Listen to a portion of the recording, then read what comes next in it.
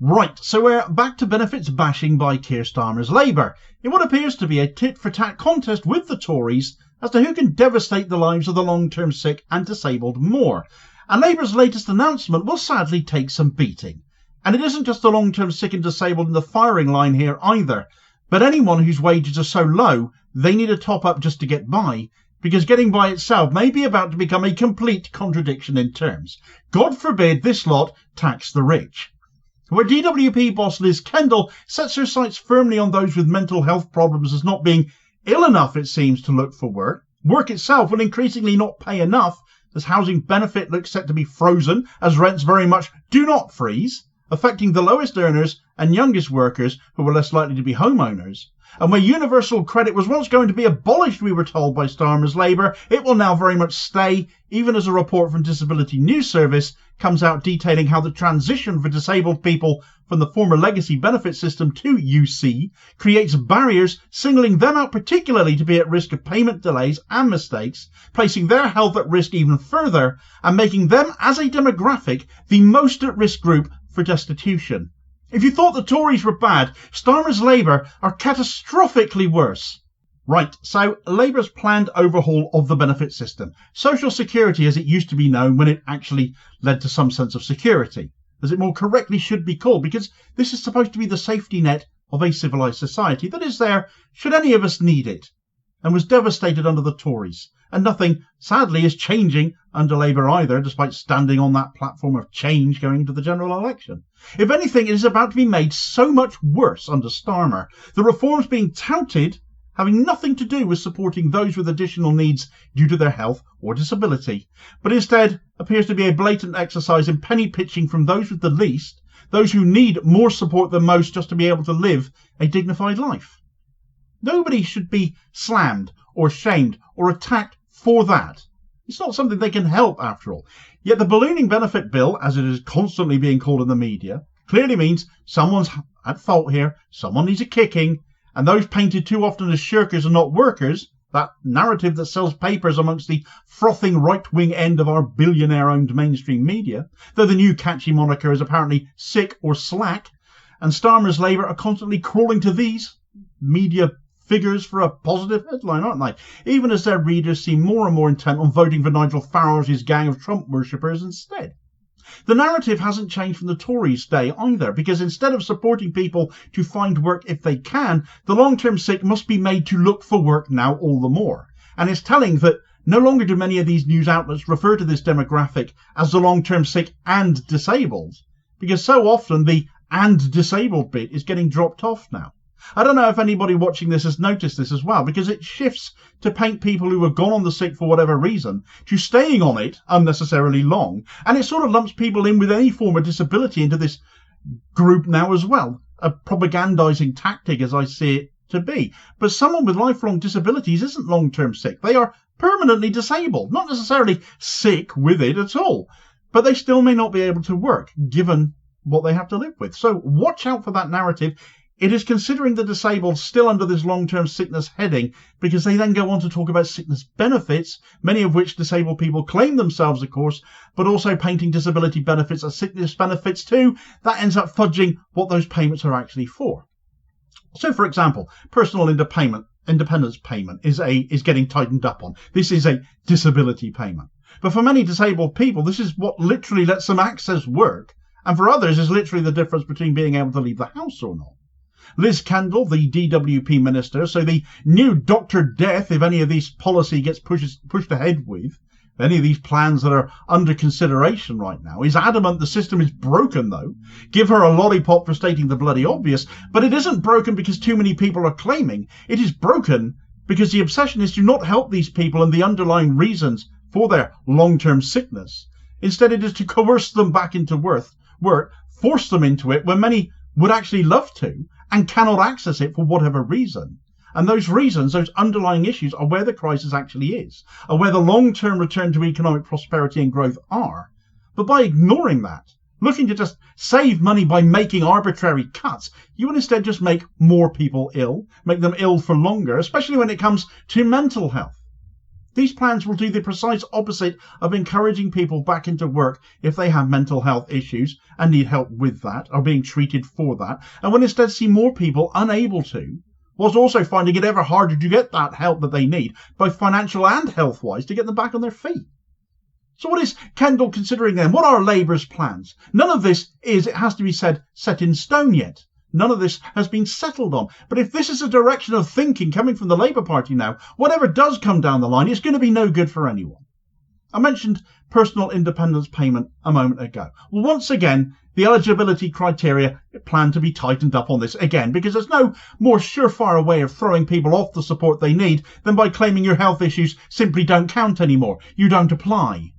With social care and mental health funding still pathetically low following 14 years of the Tories wrecking it, it very much comes to something when the government plans to basically send out a message of pull yourself together and stop being a wimp.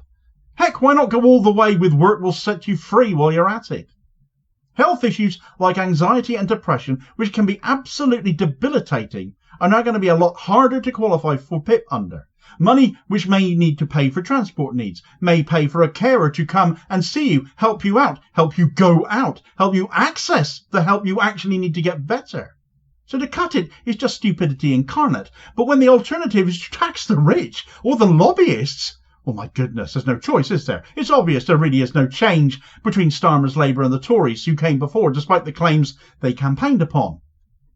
One suggested change coming forward that might, on the face of it, cheer claimants will be an end to the assessments to qualify for PIP, replaced by ongoing medical evidence being supplied. But there's got to be a catch, hasn't there? And the catch here is that doctors, already slammed, may struggle to keep up with constant additional admin as is demanded. And we also need to ask, who is reading the medical evidence? So many doctors that we're being told are doctors turn out to not be doctors at all these days, don't they? Are they qualified to make a medical judgment based off of that, whilst also making judgments over fitness to work as well? And with the idea also being floated of scrapping work capability assessments as well, so both lots of assessments essentially getting abolished, that then ends up going for double. But it gets even worse than that yet. If you're not deemed to be looking for work sufficiently hard whilst being long-term sick, you may see your benefits reduced to make you look harder. Less carrot, more stick. Doesn't matter if you can't and are struggling to prove it. Your life will just become harder. Your income is still going to reduce, all adding to health issues you might already have, particularly mental health ones. Add on to that the potential scrapping of the limited capability for work group of employment and support allowance or the associated element of universal credit, so that unless you are determined to be utterly unable to work, you'll be expected to keep looking for it rather than focus on getting better from whatever health issue is affecting you at any given time. Have you just had an operation? Have you just had cancer treatment? You better not hang around getting back to work because you're going to be losing income over that. Even those with full-on disabilities who get PIP might not keep it much longer, because if you work and use your PIP to help you access the workplace, the government may be about to means test that, meaning you might actually be worse off for actually working. They may also do away with regular payments for PIP, replacing them with one-off payments. And if you have a mobility car that helps you get to work, well, how is that going to work going forwards then? That actually pays for the car. The ideas being floated are all punishments for being sick or disabled, rather than anything addressing underlying causes for that, like working several jobs just to make ends meet, extortionate rents your wages can't keep up with, the mental health toll all of that has. And whilst on the subject of rents, income housing benefit freezes, we're going to be told. The preference being to make your life harder, make your wages that already don't stretch far enough stretch even further to keep up with rent that will keep on going up regardless, rather than taxing the rich to make up for economic shortfalls. Labour punishing the worst off to let the rich get richer. The party of the working class, folks, let's not forget this is who they are. It can't collapse fast enough if this is what passes for that now. A bunch of red Tories as callous and cruel, if not more so, than the last lot. And Disability News Service have highlighted how, aside from this, just moving on to the supposed to be abolished once upon a time universal credit could damage lives of those with extra needs in an article titled Universal Credit Barriers Mean Disabled Women Face Terrifying Risk of Destitution, MPs are warned. Here's an excerpt of that.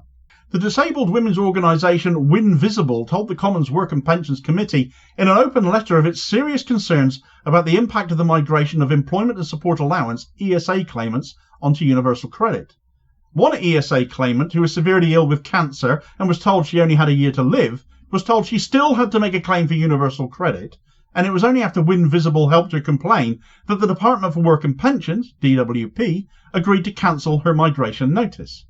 A domestic abuse survivor with ME, anxiety and trauma was told she would have to make a claim for universal credit, UC, despite having told DWP she would not be able to cope with it. A third woman who was awaiting major surgery told Win Visible how DWP helpline staff verbally abused and shouted at her when she requested a third extension to her UC claim deadline. Even after the extension was agreed, she received 3 phone calls and messages from the DWP during NHS appointments that told her to start the claim, leaving her with anxiety, panic attacks and heart palpitations.